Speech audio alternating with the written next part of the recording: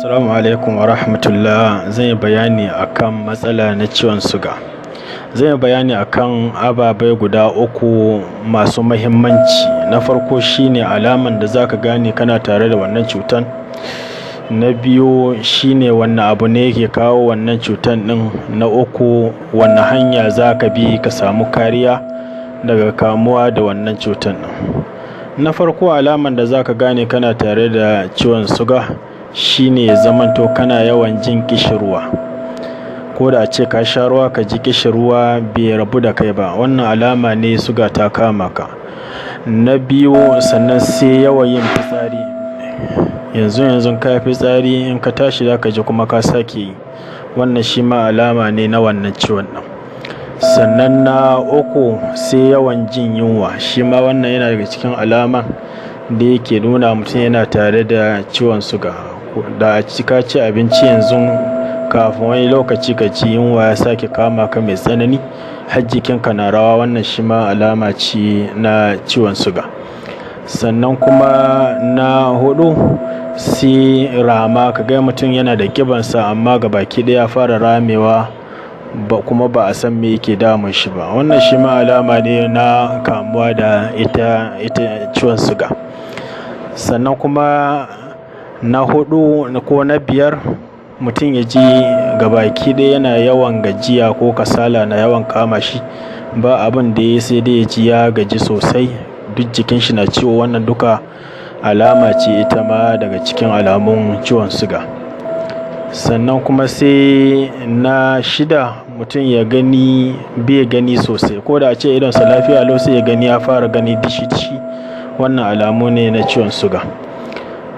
Sannan kuma na bakwai shine mutum da a ce in ya ji ciwo a jikinsa sai ka gani gunnan ya ƙi warkewa, abin da mutane suke kira ƙan jiki, wannan shi ma alamu ne na wannan ciwon nan.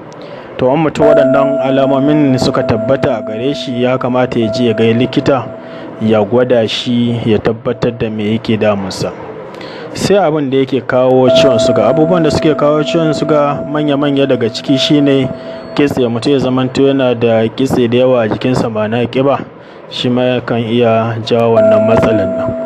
Sannan ko kuma mutum ya kasance baya motsa jiki, duk wani harka na motsa jiki bai yi, wannan shi ma yana kawo ciwon suga. Ya kamata mutum aƙalla dai yana tafiya koyaushe a rana ko na minti 30 ne da ƙafa, saboda ya zamanto jikinsa yana samun nishaɗi da walwala. Sannan na hudu sai gado, in daga cikin dangin mutum ko zuriya ko iyaye hakan nan suna da wannan ciwon nan, mutum zai iya kasancewa yana tare da shi. Na biyar sai aihuwa, mace in ta tashi aihuwa ta haifa yaro mai nauyi ko cikinta ya girma sosai wanda yaron ɗin ya bata wahala kafin a haife shi, wannan yakan sanya mata ciwon suga a jiki.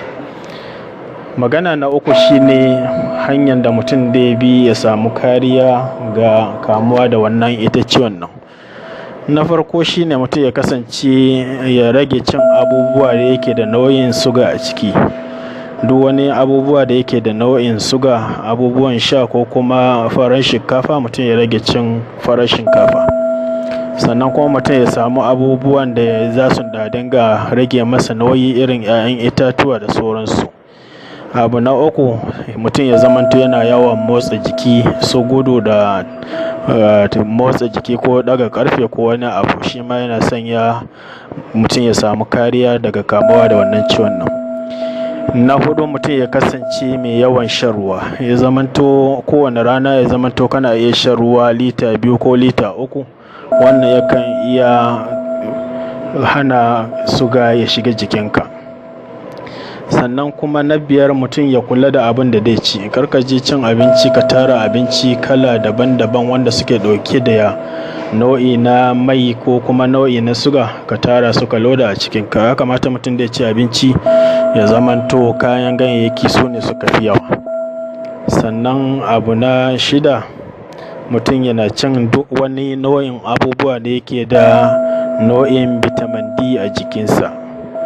Sannan abu na bakwai mutum ya kasance yana yawan shan ƙahawa ko kafe, ko kuma ya kasance yana yawan shan shayi.